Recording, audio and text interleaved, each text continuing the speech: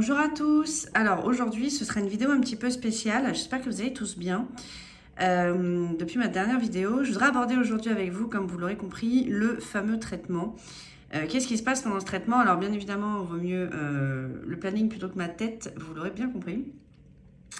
Donc là, je suis en train de vous montrer le planning depuis mon iPad, histoire de bien vous l'expliquer.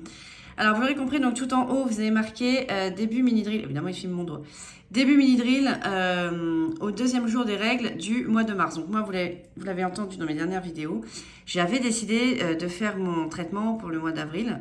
Donc, il a fallu mettre mon cycle à l'arrêt au mois de mars. Donc, pour ça, on a pris mini-drill, qui est donc une pilule mini-dosée. Donc aux alentours du 16 mars que vous voyez là, il se trouve qu'en réalité ce ne sera pas le 16 mars, ce sera un peu plus tôt, puisque ces nases, elles sont arrivées beaucoup plus tôt. Elles sont arrivées aux alentours du 10 mars et j'ai même dû les contacter d'ailleurs, savoir si c'était gênant ou pas.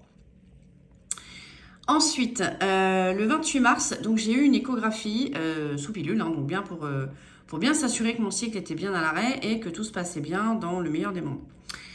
Ensuite, là vous l'aurez compris, donc du 31 mars au 3 avril, j'étais donc toujours sous pilule. Donc j'ai enchaîné 2 plaquettes pour éviter d'avoir mes règles à un instant T, juste pour 2 pilules, juste pour avoir deux pilules.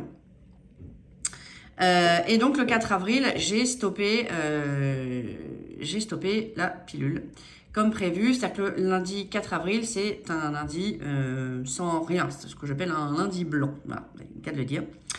Ensuite, donc le mardi, mercredi, jeudi, vendredi, j'ai donc eu mes règles comme prévu, qui d'ailleurs ont continué jusqu'au samedi. Je me suis dit, j'espère que je ne vais pas être trop crevée. D'ailleurs, cette semaine-là, je suis tombée malade, j'ai cru que c'était le Covid, ça l'était pas. Ça aurait pu être préjudiciable pour moi, puisqu'en réalité, Cochin m'a clairement expliqué que si j'avais eu le Covid, le protocole s'arrêtait là, puisqu'on ne sait pas ce que ça fait sur les gamètes. Je précise clairement ce qu'ils m'ont sorti. Ensuite, donc le samedi 9, là vous le voyez, donc c'est début des injections. Comme vous le voyez, c'est un planning extrêmement carré. Donc début des injections, on est donc à J1, j'ai du Bemfola 300 à faire tous les jours entre 17h et 20h30. Comme vous pouvez constater, c'est vraiment 17h et 20h30. Donc, ces piqûres-là, je les ai plus avec moi évidemment, mais elles sont à conserver au frais. L'Orgalutrane aussi, également, que vous voyez là, est à conserver au frais. Ça supporte à peu près entre 1 à 2 heures sans frigo. Enfin, du moins, sur le paquet, sur la boîte, c'est indiqué que vous pouvez aisément conserver sans au frais, sans le mettre au frais du moment que vous savez que vous allez l'injecter. Bon, la pharmacienne vous explique clairement qu'il vaut mieux le conserver au frais, donc voilà. Donc c'est là où le protocole commence à devenir un peu lourd, sans parler des effets secondaires. 17h, 20h30 tous les jours. Clairement, ça suppose que vous arrêtez votre vie pendant 10 jours. Alors, on va pas se mentir. Donc ensuite, moi j'ai continué, donc 10, 11, 12, 13, 14, vous l'aurez compris, donc jusque-là, que du Bemfola 300, entre 17h et 20h30. Ensuite, le 14, j'ai donc ajouté une piqûre d'Orgalutrane, qui est donc 0,25. Et là, vous le voyez, c'est les 2 petits points. Pourquoi? Parce qu'en fait, on a fait une échographie, une prise de sang, le samedi 16, pour s'assurer que mes ovocytes, enfin mes follicules du moins, évoluaient bien dans le bon sens comme on le voulait. On avait prévu une potentielle ponction le 18 avril, qui est donc le fameux lundi de Pâques. Donc toujours en attendant, on n'arrête pas le progrès. 300, même fois la 300 plus Orgalutrane 0,25, donc le samedi 16, le dimanche 17 et donc le lundi 18, on contrôle pour voir ce qu'on fait.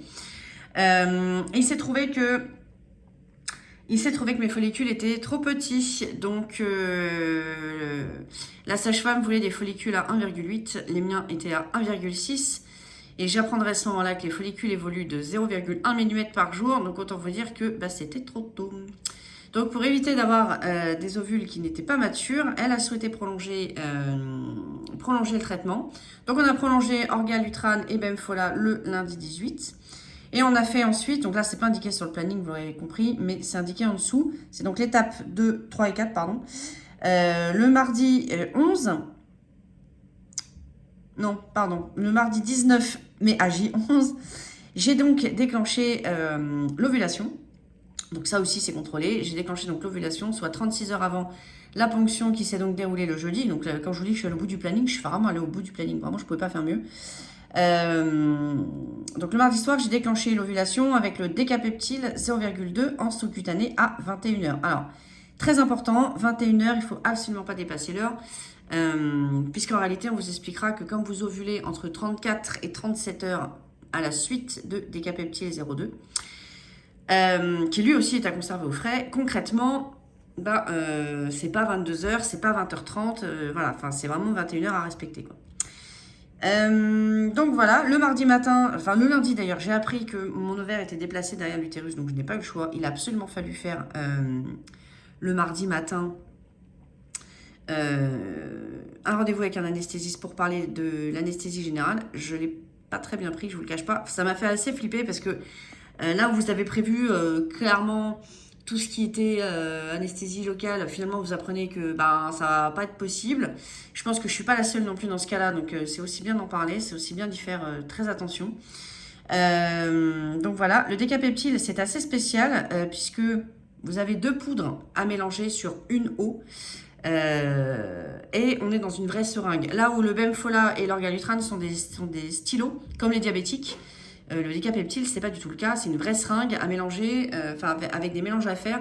Donc c'est pareil, ça aussi, ne faites pas ça chez vos potes parce que concrètement, c'est assez flippant. Vous savez, c'est les capsules là qu'on casse comme les vitamines D. Bien entendu, vous mettez du verre dans la capsule. Bien entendu, vous dites, eh merde, il est 20h50, comment je vais faire pour faire le mélange? Bien entendu, on a un peu en stress quand même. Donc voilà, ça se fait pas en 3 minutes. Sauf pour les infirmières, bien entendu. D'ailleurs, il y en a qui préfèrent le faire par les infirmières, c'est pas mon cas. Ça n'a pas été mon cas, mais il y en a certaines qui paniquent et qui préfèrent tout faire par les infirmières. Ensuite, donc la veille de la ponction, donc là on est à l'étape 6, je sais plus où on est là, pardon, 5 et 6. Donc la veille de la ponction, on a donc un ovule de monazole à mettre qui est clairement ce que vous connaissez déjà plus ou moins, madame, pour éviter les infections, les infections, clairement. Donc c'est quelque chose bien sûr à insérer, on va pas dire le mot, c'est quelque chose à insérer pour éviter justement donc toute infection au moment de la ponction. Ça, le comprimé d'Atarax si vous le souhaitez, c'est un somnifère, donc moi clairement je ne l'ai pas pris. Et ensuite donc le jour J, l'étape 7 qui est donc la ponction. Une douche de bétadine rouge le matin, à jeun depuis minuit, vous en doutez bien.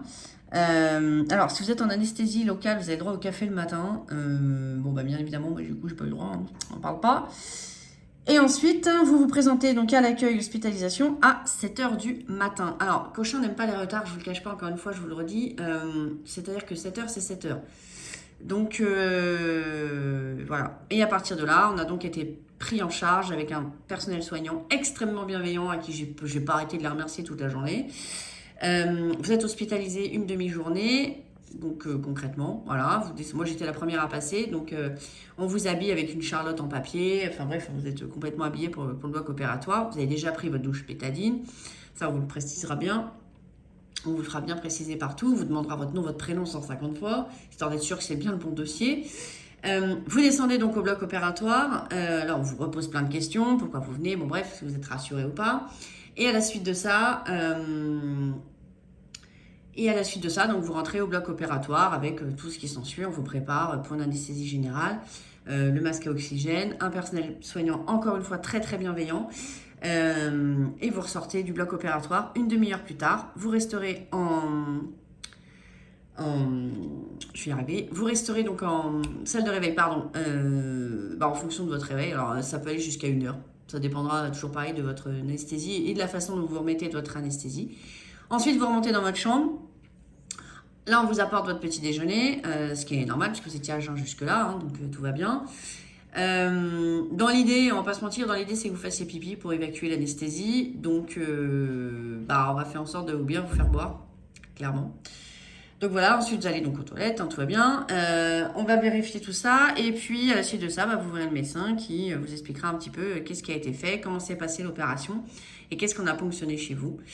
Alors à savoir que ce n'est pas le dernier rendez-vous puisque ce rendez-vous-là, concrètement, sera donc, je pourrais me dire le principal, hein, bien entendu. Mais personnellement, j'ai rendez-vous donc dans 2 semaines hein, pour le rendez-vous post-ponction pour savoir un petit peu qu'est-ce qu'on fait, étant donné qu'on n'en a prélevé que 4. Parce que pour moi, donc j'avais 11 follicules, on m'a prélevé 4 ovocytes, ce qui veut dire que j'avais des follicules à vide. Donc mon corps a procréé tout ce qu'il a pu procréer, clairement, il a sorti tout ce qu'il a pu. Mais malgré tout, ça n'a pu donner que 4 ovocytes. Donc, ce qui veut dire que c'est pas parce que vous avez énormément de follicules que vous avez forcément autant d'ovocytes. Ce n'est pas vrai.